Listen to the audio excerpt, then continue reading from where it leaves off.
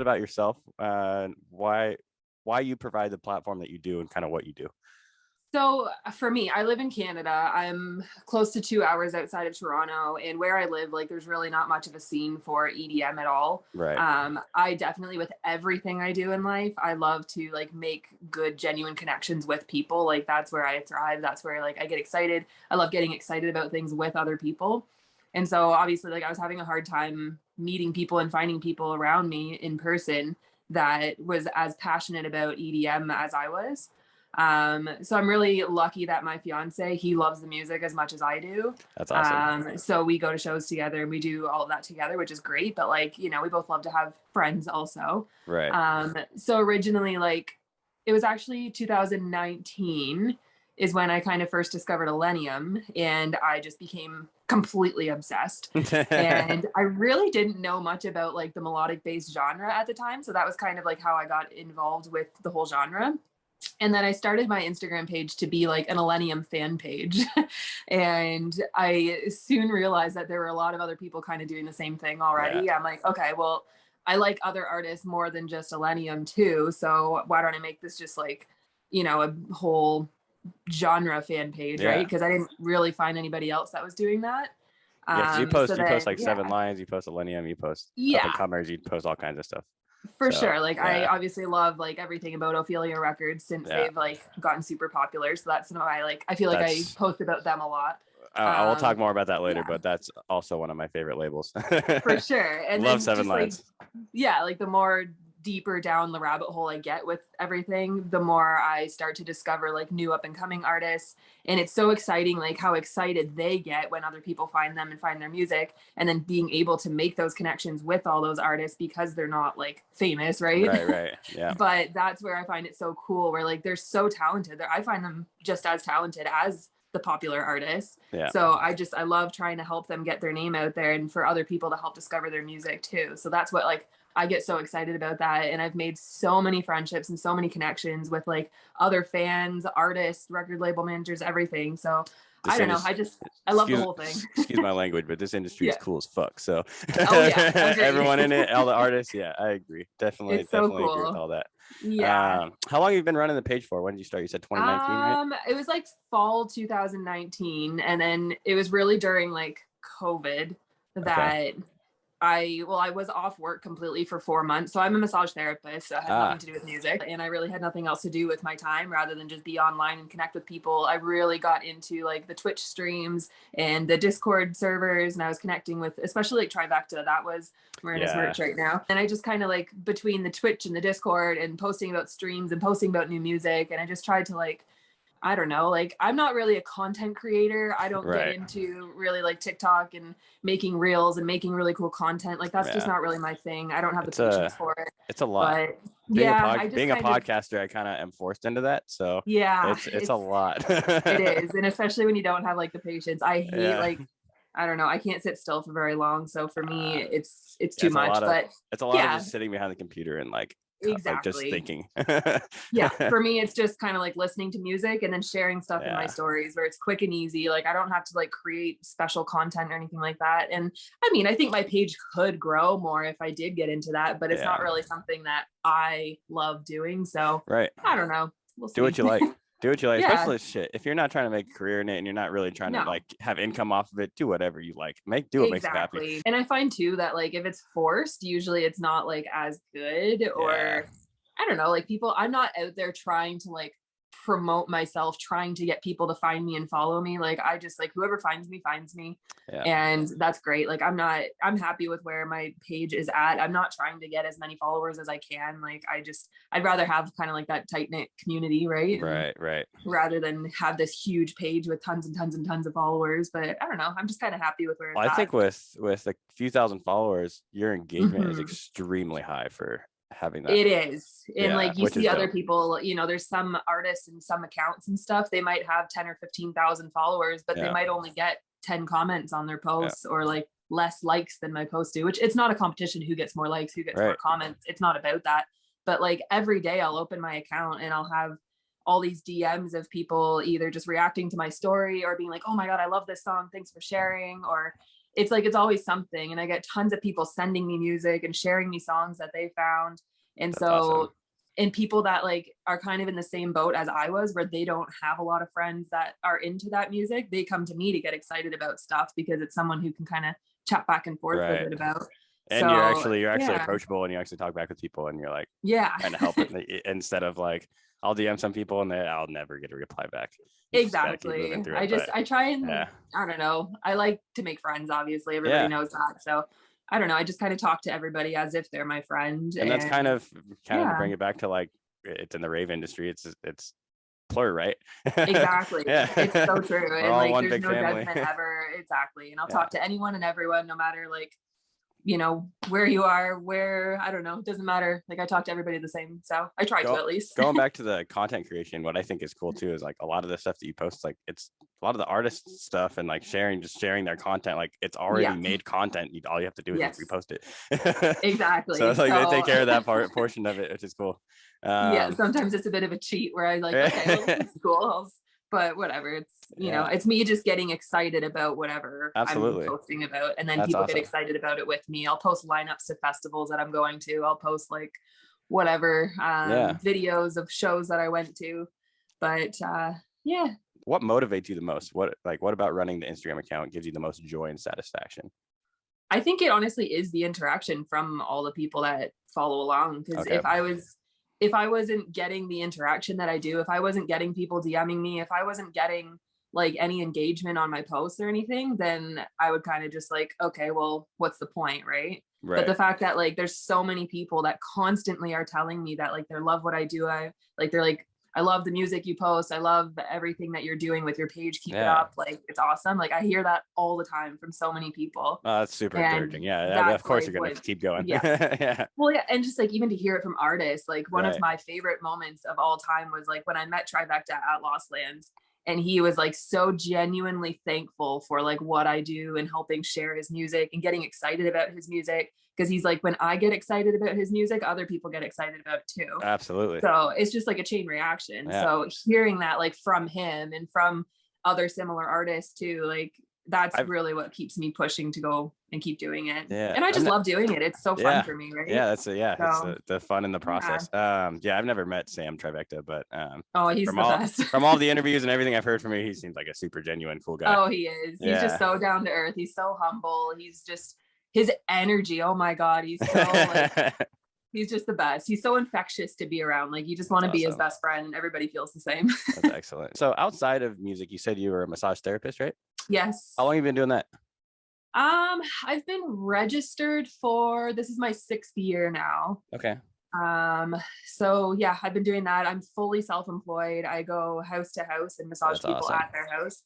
I just like, I don't know, I'm a Gemini, so I don't know how much people know about horoscopes, but I don't know that much. Yeah, like it's a pretty typical Gemini trait that like you get bored easily and you kind of are all over the place, which is totally me to a T. I have always hated like just having one job where I go to the same place and do the same thing every day. Like I hate that.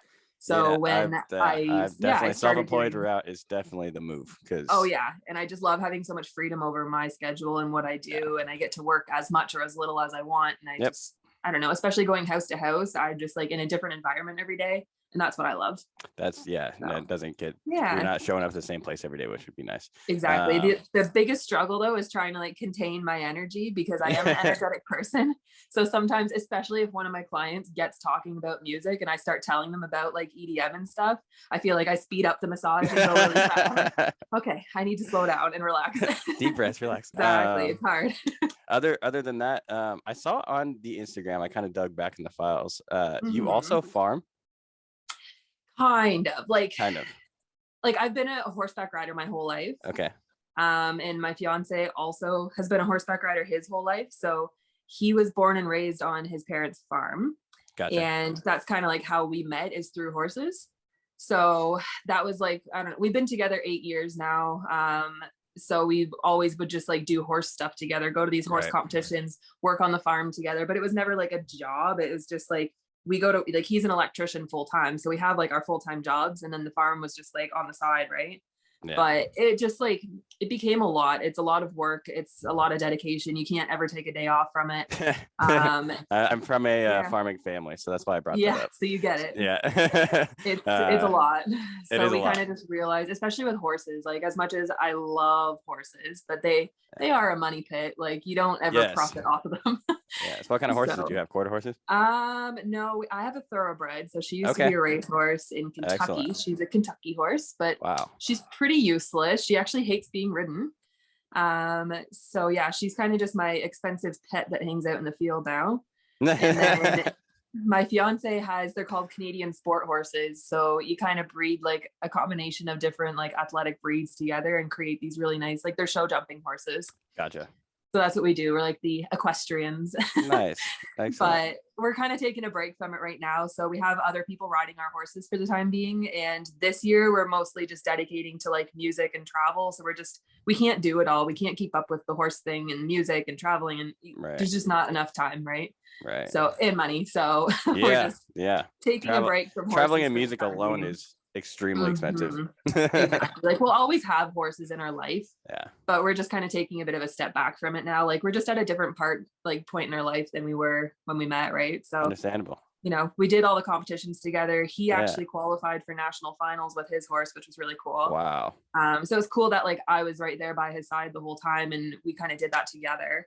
But awesome. You know, once we like kind of check that off the bucket list, we're like, okay, we're done. We're done. So for now at least. Yeah, that's awesome. So going back into melodic bass, I gotta ask, first of all, how long have you been listening to EDM? And then that'll lead us into the question of why did you choose melodic bass to build an Instagram account around? So I've listened to EDM pretty much as long as I can remember. Like I remember going to school on the school bus as like a teenager or a kid. Like listening to, I don't even remember, all kinds Dead of Mouse. like, Dead Mouse, Skrillex. I loved Skrillex. Like all like the older dubstep kind of. I've always loved like bassy stuff.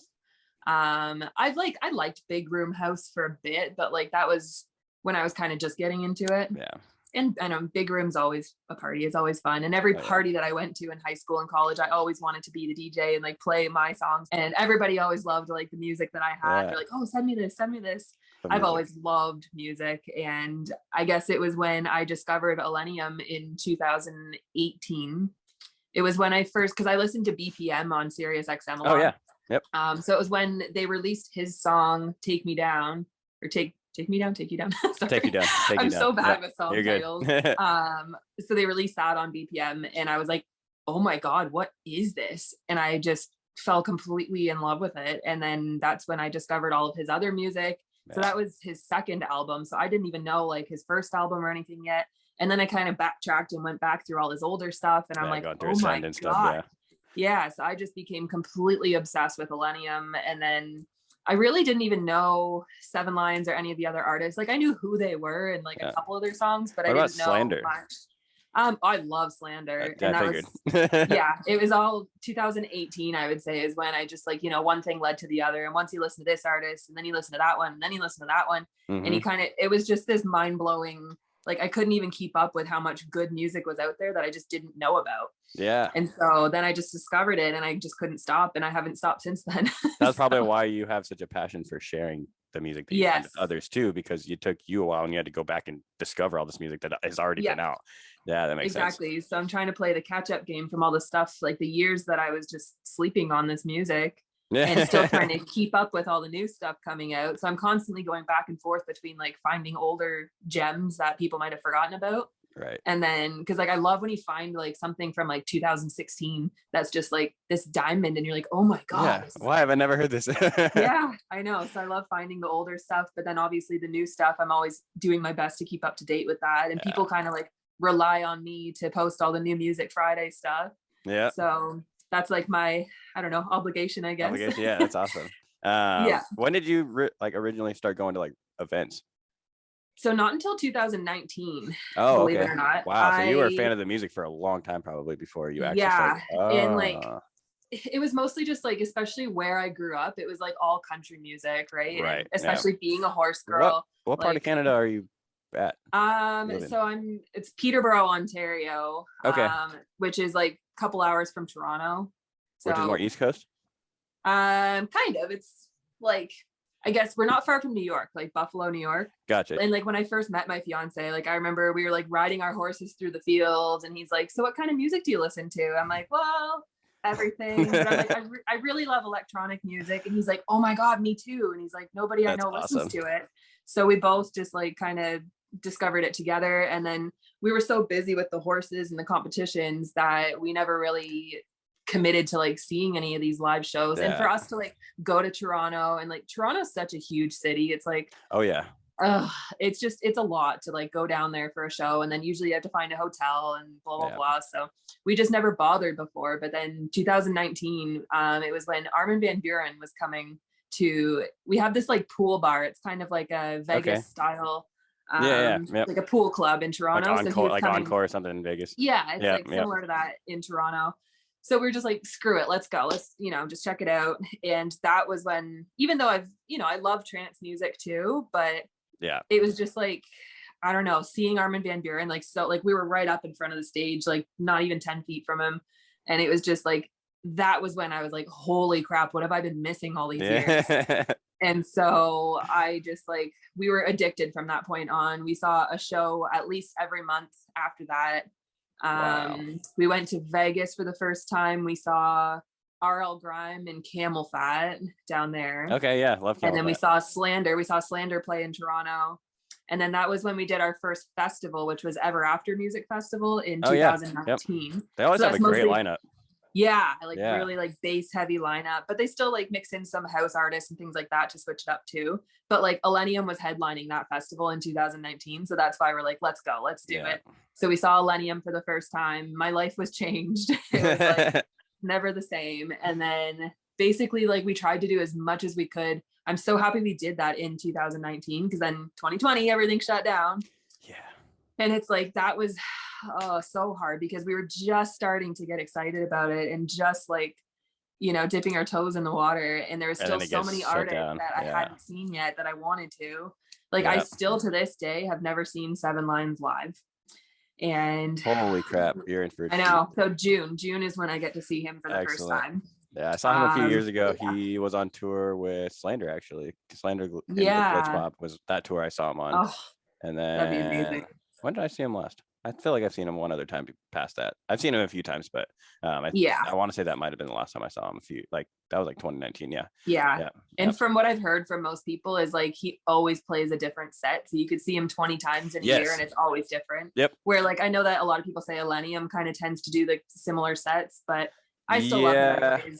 He always puts on a great show, but him, and then who also puts on like slightly different, actually almost every time that I've seen them has been a different set. Slander always switches it up. I've noticed, because I've seen Slander twice now, and I think I get to see him another 2 or 3 times again this year. Are you going to Lost Lands again this year? Hell yeah, I am. Hell yeah, me too. I got my VIP tickets. Slander set last year at Lost Lands was I went to Lost Lands for that set, and I was not disappointed one bit. It was unbelievable. Just start to finish, unreal. Yeah, so good. The fireworks at the end, just that so good. stage was gigantic. I've seen this so many times, but oh my gosh, I'm not 100% crazy about the collab they have with Murata. Me neither. Yeah, I just like, I don't know, it kind of has like a screechy kind of drop that I'm like, well, that's Murata's style. That's Murata's style. He's very that's for me, like, I like to listen to some kind of like heavy bass like that, but only in small doses. More like some Excision Lane, probably. Yes, and like the Excision and Elenium collabs and stuff. And then when like the melodic artists throw in a heavy drop, that's like chef's kiss. That's my favorite. Like the melodic songs with a heavy drop is my favorite. That's my jam. How do you feel about the new like future rhythm, melodic rhythm sound? I don't know. Like, it's unique.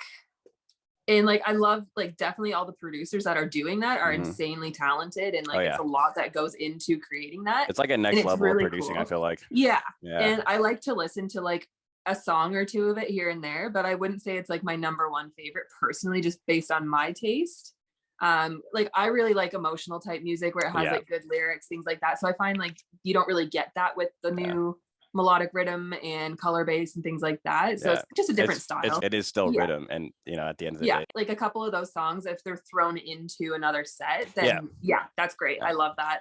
just like switch it up a little bit. But if I was to listen to a whole album of that, I'd be like, okay, this isn't my thing. So yeah, I don't know. What about like the new stuff? Like obviously you're wearing Trivecta's hoodie right now, but then some of the new stuff that we've been hearing from his album, some of the singles that he's been releasing the last few weeks. What do you feel? How do you feel about that? It's very much like a Mumford & Sons type of like that is much different, newer style, and I personally really like it. But I'm curious your opinion. Oh yeah, that is. I mean, for me, with my massage therapy career and everything, I can't listen to like EDM during my massage treatment. So I've always, for the past like 6 years, listened to indie folk music. So I'm a very like, Trivecta now. Yeah. So now, I mean, it still is like a little bit energetic to listen to during a massage, but like the fact that I'm so familiar with like that indie folk kind of sound already, and even like the artists that like have been featured in some of those songs that like I kind of already knew. And then one of my favorite indie folk artists, I don't know if you've heard of Woodlock. I actually don't listen to too much of that music. So. No, and so they have two songs actually with Last Heroes. Oh wow, okay. Because Last Heroes kind of does a bit of that like acoustic-y, like very like atmospheric type. And a lot of these artists are like, I feel like the big trend coming up this year, like I know Trivecta has his folk bass thing, which he calls it, and I love this whole folk bass thing. It's awesome. It's almost like it's finally for the first time like almost turning like it is folk, but like almost like it's the closest thing that we've gotten between for country lovers and people who grew up on a farm. It's like the closest thing to mixing country and EDM, which is super cool. I've heard like that idea thrown out so many times. And the way that he makes it blend and just like it flows and just sounds so good the way that he does it. And then like the other trend that I know is a lot of people are doing right now is kind of like the punk style EDM. Yeah. Yep. Like Millennium's killing that right now. Oh my God. Yes. Yeah. And then even like Crystal Sky's new album is very like pop punk influenced, and then same thing with Said the Sky's new album, and then Newport, even he's like really done a lot of shout out Joey, love that guy. Yes, I love Joey. He's great. So he's really heavy on that influence. Caslow's really into that. There's so many other ones I could name, but like those artists are really kind of leaning towards the pop punk influence, which like I mean, so many of us used to be these like emo kids back in the day, right? Yeah. And I was kind of one of them. I've always loved all that emo music. But so to hear like some of those influences coming back from the past and like incorporated with this like future based type stuff, it's like I like to call it like modern pop punk, I guess. A lot of EDM is using like old ideas and molding them into like an electronic bass type sound. And so there's some familiarity to it that like we already, and I think that's why it's exploding so much, is because there is familiarity with everyone who listens to it. So so I love that trend. That's like I'm all for it. Love it. I want to keep hearing it. I think last year the trend, because I find there's trends every year. Last year there was a lot of songs that came out where it was like 3 drops. It was like a melodic drop and then a heavy drop and then another melodic drop. Ray Volpe was doing a lot of that. And like tons of that. Like there was, Seven Lions did a couple blank. Seven Lions, so I love that trend. I hope to see more of that still this year. Absolutely. But, going back to like the COVID time for you, and I feel like the melodic bass stuff really started, like really gave it a push, just because people, it was more of like a easier listening experience, I feel like, because you can't listen to like crazy dubstep like driving in your car all the time. So, exactly. So I feel like it's a lot more listenable for like the everyday consumer. Absolutely. My question was, how was the pandemic for you, and how did you keep up with content throughout the pandemic? Because I know that was kind of a struggle. It was, I mean, the pandemic was hard for everybody in different ways. Like for me being in Canada, like a lot of even just like our restrictions were a lot more strict than a lot of other places. And like we've basically had almost no live shows the past couple of years. So it's like pretty much just now they're coming back. So it's been a long time. And then even with like watching the Twitch streams and things like that, I could only watch so much of it before I was like, I can't watch this anymore. And then I started to like fall asleep during even the best streams. Like I Me too. halfway through my favorite artist set and just fall asleep. Yeah. Just because like the energy wasn't there from the crowd and everything else, right? And Well, it's weird Like, watching, like, especially like yeah. Insomniac's live stream where I think they were using one of the clubs in LA, but there was just an empty Yeah. club with the stage. Yeah. I'm like, okay, like I like watching Couchlands and stuff because you can at least like see the crowd. There is a crowd, yeah. It's the replays from the year before. But then even like for me, like I need to be like in a crowd, like my body. It's way different. In the crowd. I kind of forgot about the feeling of being in a crowd, and then when when we got back, I was like, oh, I remember why I love this so much. Oh yeah, exactly. Yeah, this is exactly why I do this. And then when I went to Lost Lands, because Lost Lands was only my second music festival I ever went to. Wow. And that was like mind blowing. Yeah. That was like me and my fiance were just like, we were on a different planet. We're like, this is unbelievable. Like, what have we been missing? This year was definitely, because I went in 2019 as well, and this year they like doubled the production. I've heard that. Wild this year. Yeah, I can't wait for it. Oh, last year. I can't wait for this year. Yeah, I know. The one thing it sounds stupid, but like, so when I watched the videos from 2019, the Wampy Woods stage, they had the dinosaur on the stage. And I wanted to see that again, but there's no dinosaur. I think production value, the stage was better this past year though. The Wampy Woods stage was unbelievable. Yeah, it was like a main stage. It was like a normal main stage. Yeah. Oh, well, yeah. Huge. Yeah. It was insane. Like, I don't know. I can't say enough good things about Lost Lands. I cannot wait. Like, I feel like that'll be the one festival I can't not go to. That's how I feel. Yep. If I can only pick one thing the whole year to go to, that'll be it. We'll see. I'm going to EDC for my first time in a couple months. So I've been waiting since I was about 10 years old to go to EDC.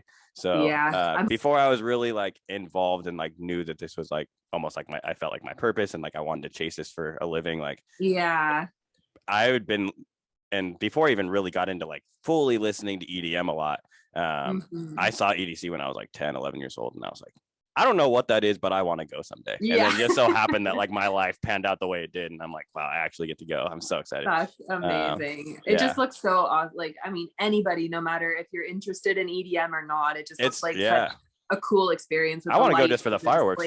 Yeah, honestly, like all the visual displays and everything. Like you could listen to any type of music, and I feel like you're going to have a good time at EDC. Like that's just such a dream. So one of these days, I'd love to make it there. I feel like because I've experienced Lost Lands, I know how like good the vibes are there and just how like family friendly it is. Like that's what I love about that festival. And I've heard the EDC isn't quite like that. So like even though I have been waiting a long time to go, I don't think it's going to be the same as like the same feeling that I get as Lost Lands. So like it's probably EDC. I thought what was always going to be that festival that I always went to, but honestly, it's probably going to be Lost Lands. Yeah. I could totally get that vibe. Like EDC it seems kind of like overwhelmingly large, where like there's so many people, so much there's a lot of theft and like a bunch of shit that I don't like that happens too. So, yep, exactly. It's just and like you just get a lot of like influencer type people there where like you're just interested in like how they look and take my picture and whatever, and you know, but like you're gonna get that. I don't know, like Lost Lands is just different. Like people are just there to have a good time, and I mean you could say the same for every festival, but I feel like EDC is just one of those, like it's so popular and so like highly talked about from anyone and everyone. It's very commercialized, where Lost Lands is like attracts a different crowd. You have to, for Lost Lands, like you have to be in this, you have to be like a diehard fan almost. Like exactly, and it's so like much, I feel like if you so much bass music that you have to really, really, really enjoy. Yes, because it's more of a niche thing. When you go to the more niche ones, then like I feel like you could go to like some people at EDC and be like, "Are you going to Lost Lands?" And they would be like, "What's Lost Lands?" They wouldn't even know what it is. But you know, if people are at Lost Lands, are there for a reason. Like So I'm curious, just like because you do a lot of PR work and you post a lot of stuff from artists, new releases, new festivals, all that kind of stuff. How do you keep up with like the news? Like where do you get your sources from? Just Instagram, really. Just being a part of it and just like I'm so, I mean, I could say balls deep in it that like I follow every single account. I follow every artist, every venue, every production company, every record label, every like even like the vocalist, like I follow every vocalist. So you hop on Instagram and it's like whatever's on my feed. Pretty much. I scroll through and like usually my first 10 posts, like I've already got 5 new things I could post. Nice. So I just like share a bunch of stuff that I see. Obviously there's always going to be stuff that I miss, but if it's something like relatively important that I haven't posted about, guaranteed someone's going to send it to me. Like I have a lot of people that help me out where like they'll send me things that like, oh, look at this post that so-and-so just made. And I'm like, oh, thanks. And then I'll share it. Right.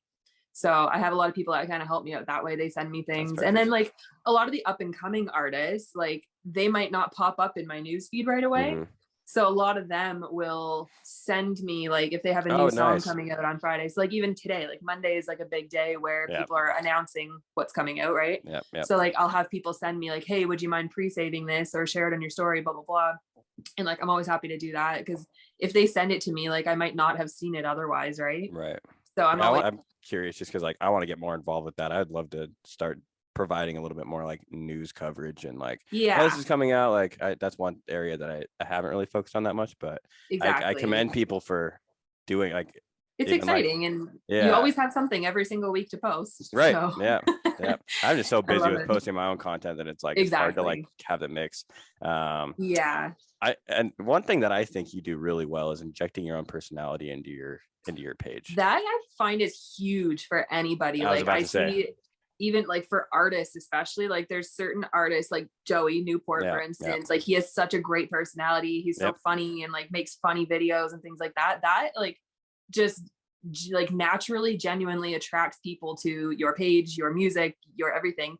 And then there's other artists, like I won't say any names, but like they might just have like a more boring page where you scroll through it and like you don't get to see what they look like. You don't get to see any personality whatsoever. It's just like screenshots of like their music and whatever, which, you know, if you're really interested in the production side of things, you might not care as much about the personality, but for most music fans, like they want to feel like they kind of it's a part of the business, it's a part of the branding, it's a part of like being a successful artist. Is, you know, back 20 years ago before social media, you didn't have to, but now it's like you look at guys like Sullivan King or Subtronics or even Millennium or like any of those top guys, their personality is their personality is their personality is a brand.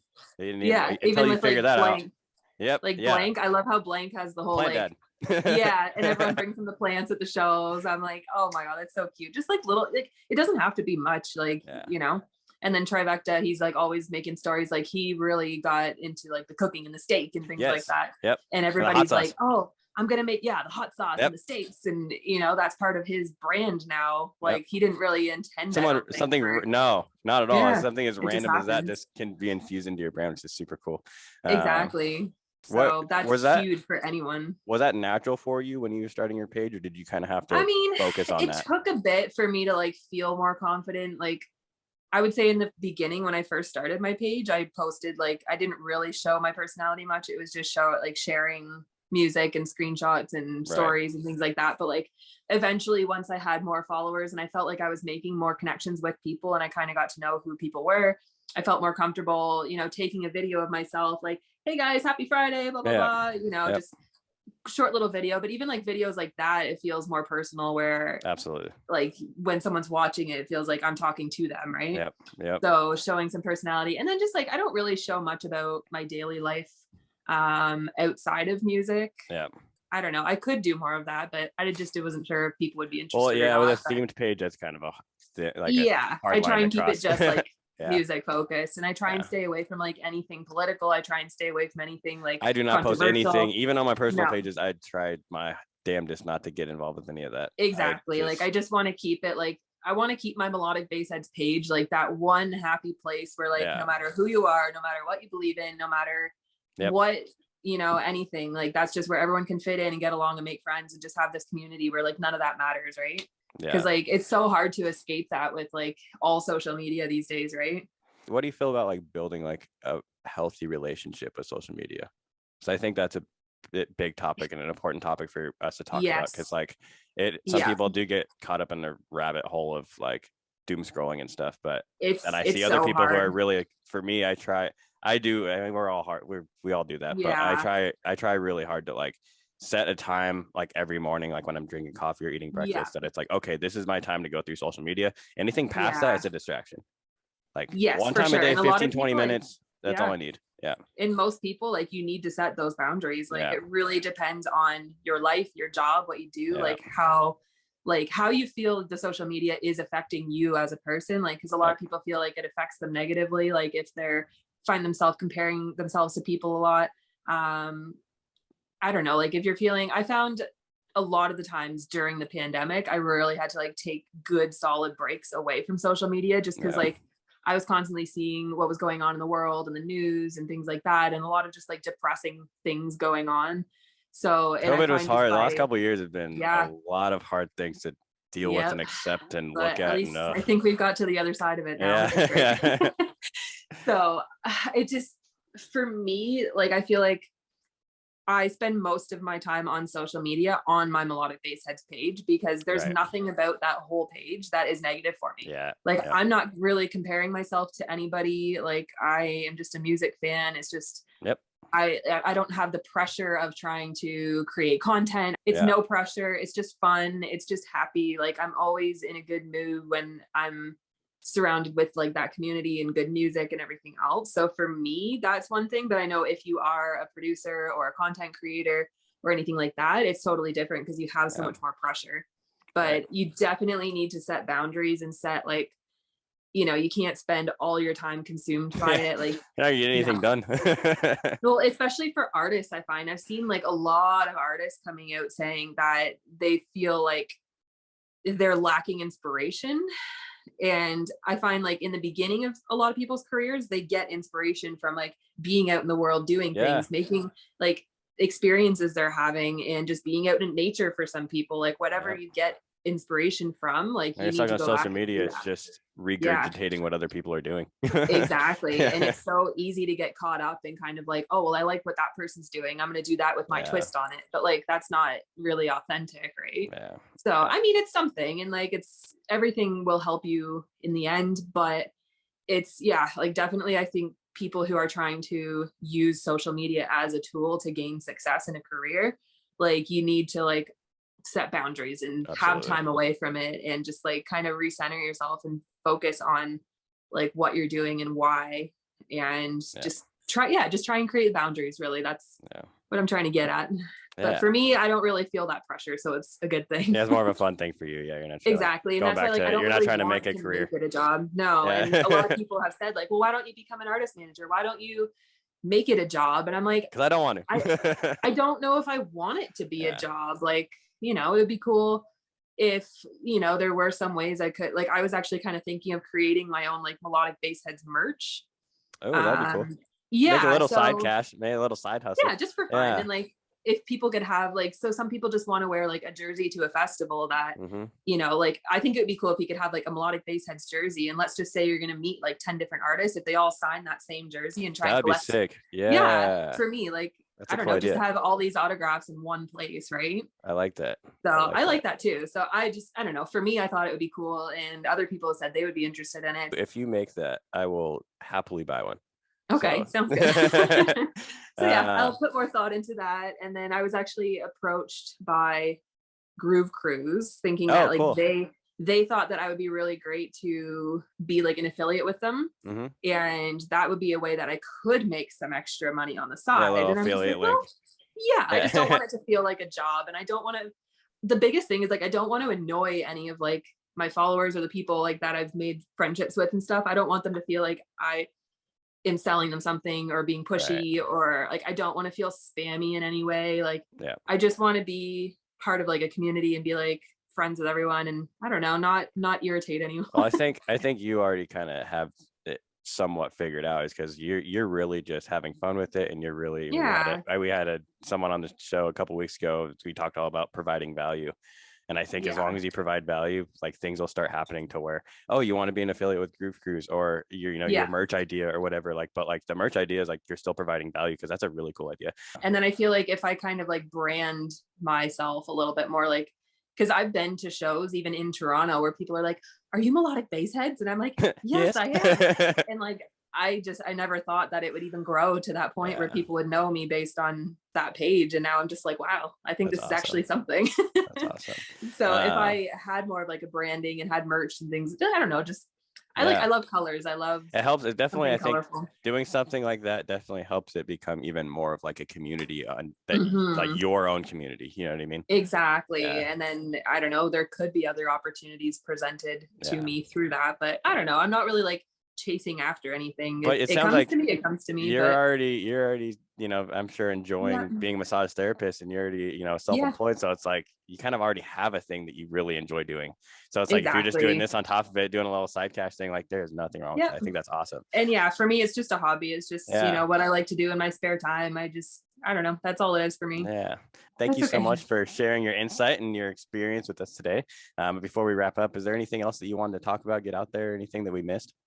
I think we pretty much covered everything, but that was a really cool experience. Thank you for having me. Yeah, of course. Here. And then, everyone go follow her, Melodic Bassheads, on Instagram. Thank you so much for being on the show. One final question. If there's one piece of advice that you could tell yourself when you first started Melodic Bassheads Instagram, what would it be and why? I know it's a hobby and this is more directed for a career, but just have fun. Like, don't take everything so seriously. Don't take yourself so seriously. Don't take the pressure from everybody else so seriously. Like, if you have fun, like, you will naturally attract people to you. Like, if they can see that you're having fun, they're going to want in on it and be like, why is she having so much fun? Like, so have fun, be happy, be energetic, and just kind of like be yourself, be authentic. Don't try and like copy other people. Just do your own thing and have fun with it. That's the biggest thing.